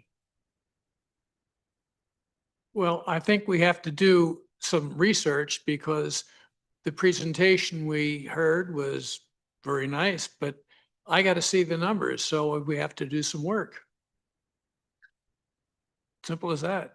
Okay, so that's what we can expect to hear in future board meetings. The work's being done. You're evaluating it. You're getting an assessment on the price differential between having a minor facade easement and no easement, and what the market potential might be for that. Well, we have to do our research. I don't know exactly Well, that's what I'm hearing. to do about it, but that's what we're going to be doing. Yes. Okay, all right, Tom, thank you. That's what I look forward to hearing. Hi, Jenny.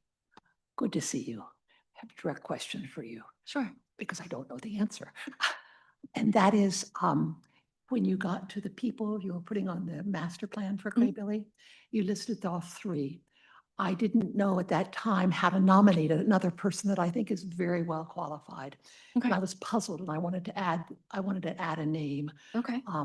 That would be Dick Pomerantz. The reason I add Dick Pomerantz's name is he led the referendum for Cray Billy efforts, and he is currently the head, appointed by 150 volunteers in this area in Westtown, as the head of the Friends of Cray Billy Preserve. I think in those 2 positions, since he led the referendum and he is head now for the 150 volunteers, including myself, who volunteered to go door to door and see that this happened, I'd like to see him appointed to that group. He has been chosen by 150 members of this community already to be head, so I think it's appropriate for him to be on the master plan. Thank you. Okay, how does that happen? I don't know how that happens. I know that it's outside my knowledge base. You didn't open it up, and I didn't know how to do that, so I thought I'll wait till this time. Well, we've already named the members of. I the understand study you named commission. them. How did you name them? How did you come up with the names? We came up with the names, yes. Okay, well, I'd like to add one name, the name that of the person in this community who was the leader Right. throughout the time, throughout the years. He was the leader from what I can gather and what I have seen. And I would think the leader who is supported by 150 members of this community, who is now the head of the Friends Cray Billy Preserve, should be appointed. So I don't know how to do that, but I'd like to add one name. He knows the subject matter well. We know Mr. Pomerantz and we know his opinions, and we will probably consult with him, but he's not on the study commission. Okay, but how do I get him on the study commission? Well, you don't, Why not? because it's not your choice. How does one, wait a second, how does one get, this is something that's beyond my knowledge base, but how does one get on a study commission and you left off the person who has been chosen by the entire community to be the head person representing 150 people? It doesn't make sense. Doesn't make logical sense to me. This is the person that has been working for years on this project and is chosen now by the community Jenny, for this. So I'm just puzzled. I understand you chose it, but I have no idea of how you chose it. And I don't know why you can't add one more name of the person who is the community's choice of what's going on. He won 2 awards for what he did, including a state award. Yes. Help me know how can I advocate to have his name added? at this point, I don't believe that we can do anything to add him on, but Why? I don't understand. we just voted on it. I know you voted on it, but that doesn't mean you can't add somebody. Adding somebody's name doesn't harm anything. Why not add the person who's the most well-educated on the topic and who has worked the longest and who has been appointed by the community? Since the vote, since the referendum passed, the 150 volunteers have met at Westminster Church, Presbyterian Church, and appointed him. So I'm puzzled. I understand you voted on it, but you didn't open it up. You didn't open it up at all for other people to be added. And he is a relevant person to be added. And I'd like to figure out how to do that. I understand, Mr. Foster, you're not excited about adding him. I don't know why. And I don't know, Dr. Magnan, what your thoughts are. But if you've got the most intelligent, the most active person in the community, why not add him? He'd have the most knowledge. So how can I do that? What's the process of appealing?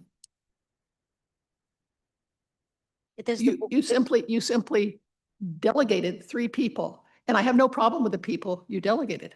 Yeah, they're good people. But they're okay. But you left off the most important person, the most active person, the person who's been appointed by 150 members of the community. He led the Cray-Billy program for years. He's led now, he was appointed by the community now to lead the efforts. Why in the world would you not put him on that committee and add him to the committee?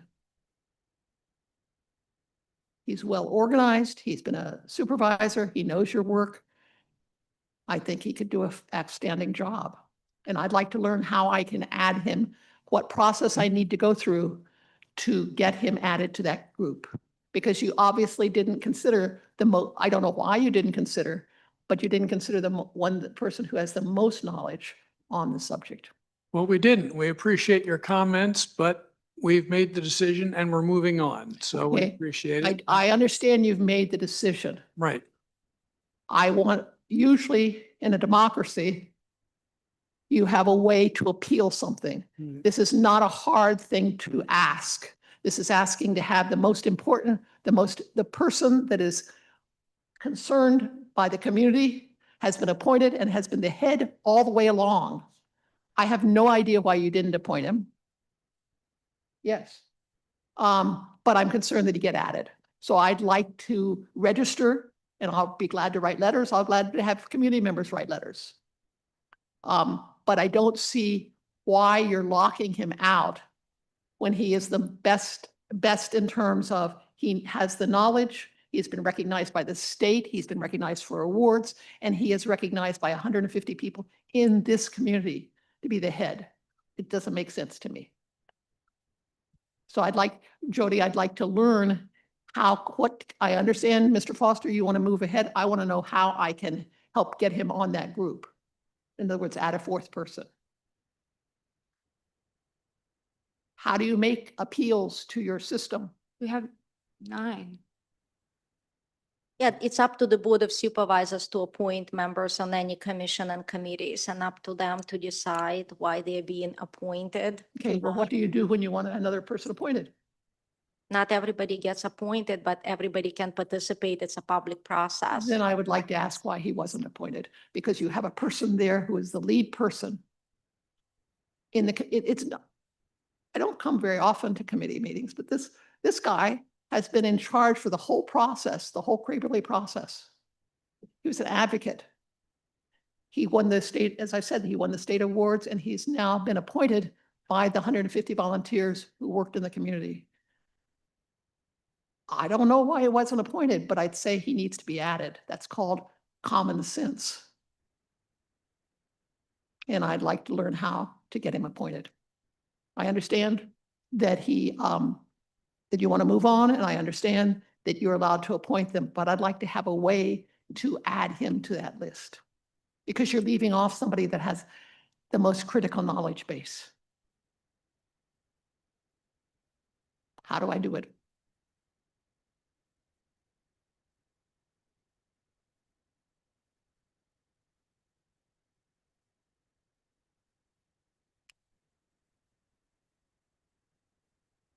If you would like to discuss why we chose who we chose, we can do that, but I can't add anybody. You can't have more than 3 people on a committee? There's 9. There's Yeah. 9. There's 9? I didn't hear 9 names read. 9 names. Other 9 names, yes. I think that Friends of Craverly are well represented on the committee. Yes. I think you've left out the most important one. And I don't know how in the world you left out the person who's the leader, who has been Board of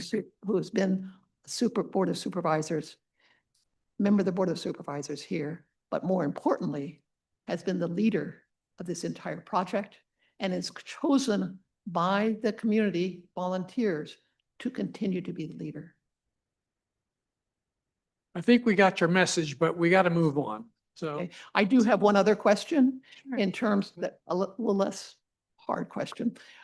Delighted to have a healthcare member on the board. I understand the selection. I don't know how you selected from the 6 people. I'm wondering a little bit about how you selected. I understand that you haven't, even though you've done a number of historical commission stuff, that you haven't been on the, in this community, is my understanding. That's That 1988. I've been. on the community, on the county, on the Board of Supervisors, and in Westtown, you've been on historical commissions?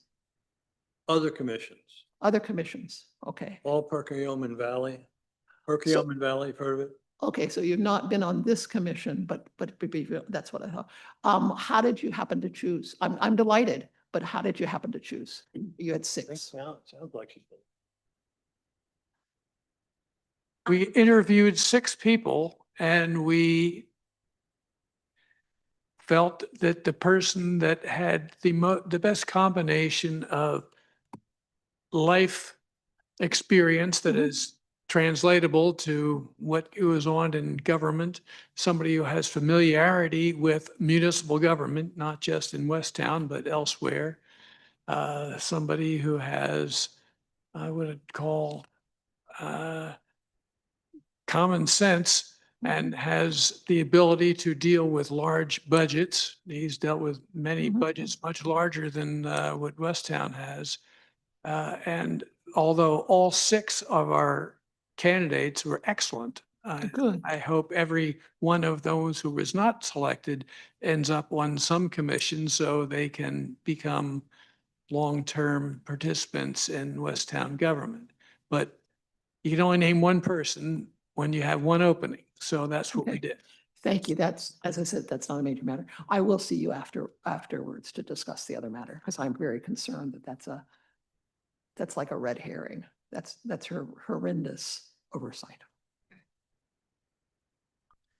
Any other public comment? All topics.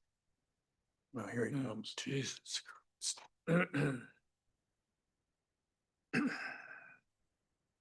Pat McDonough, 7 Oakbourne Road, Westchester. I don't appreciate that introduction there, Tom, sorry. But as part of your research of the Darlington Inn, will you allow the Historic Commission to come in and document that building? I'm not quite sure what do you mean document it? Do measure photographs, laser scanning, document the structure as part of your research? That's not the research I had in mind. I'm talking about going to professionals, perhaps, of getting people who do appraisals, that sort of thing. So, no. So we're looking for outside people, not people on the inside who have an axe to grind. And that's where I think our interests differ.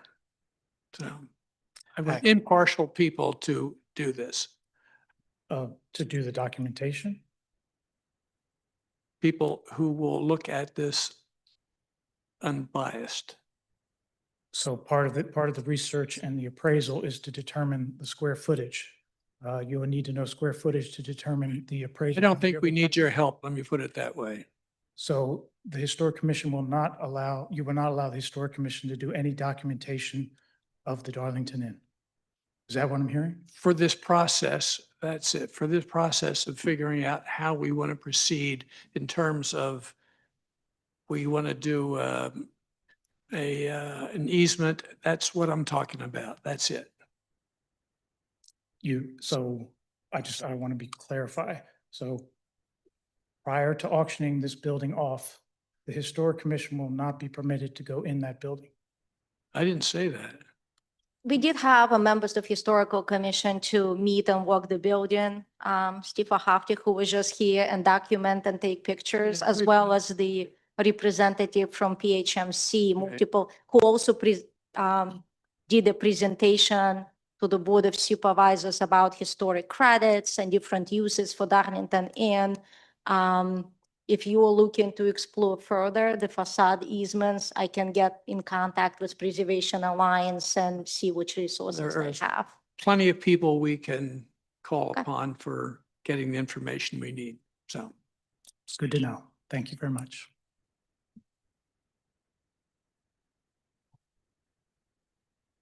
I have to object, Tom. Pat McDonough's firm has provided you with quotation, proof of insurance. I've saw it in your minutes.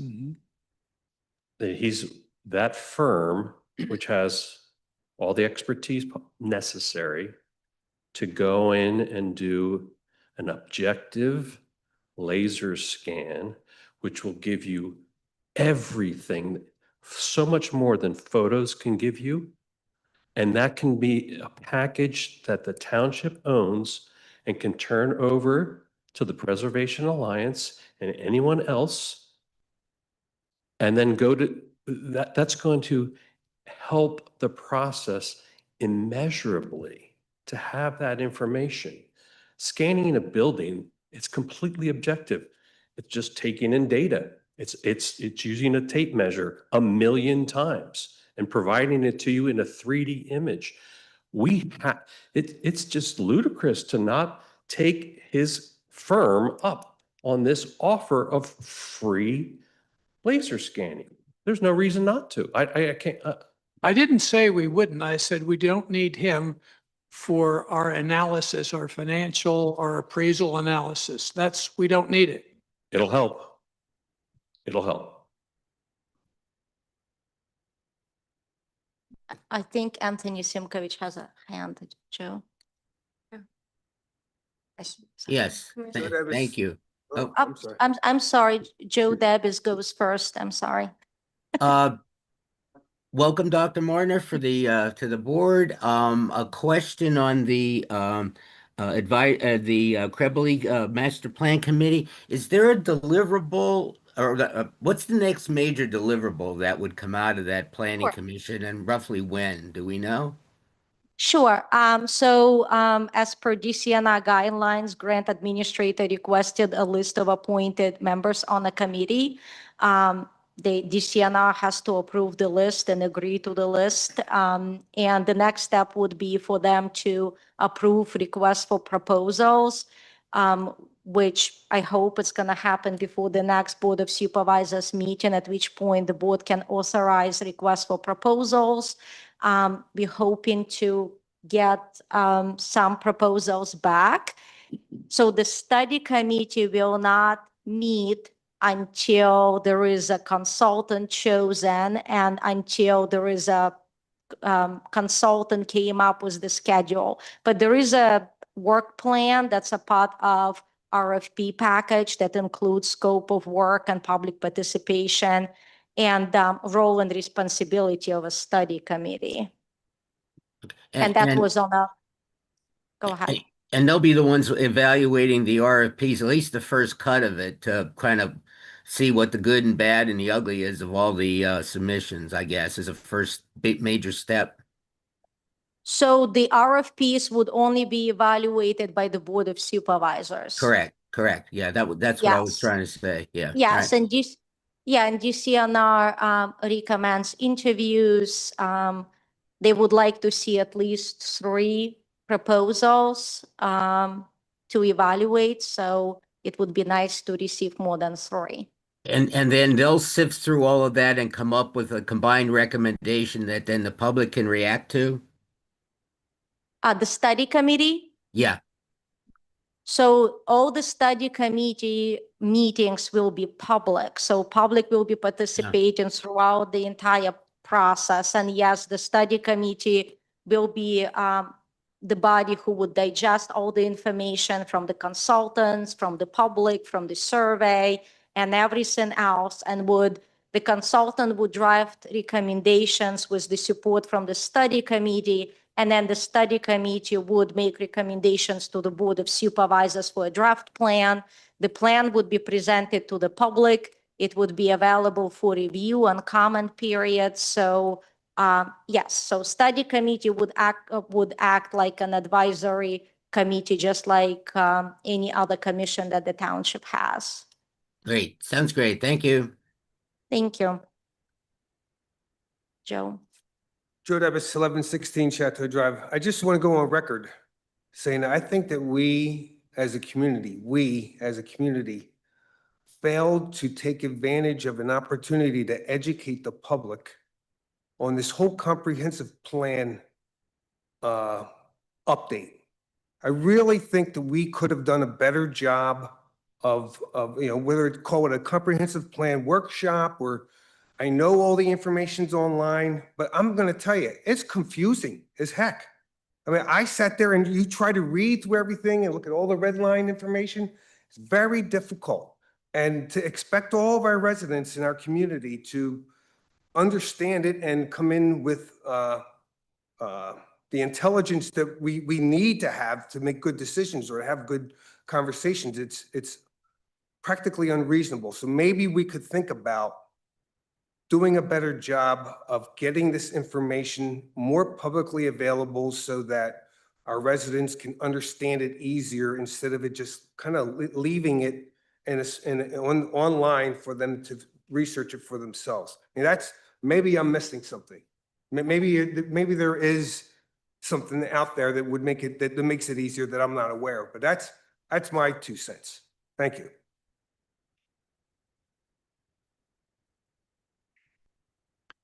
Oh, Adam had a arm raised before.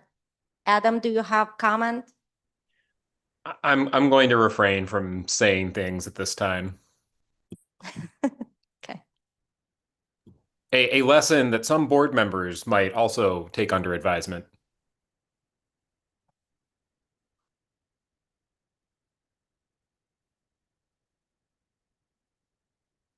Any other comments?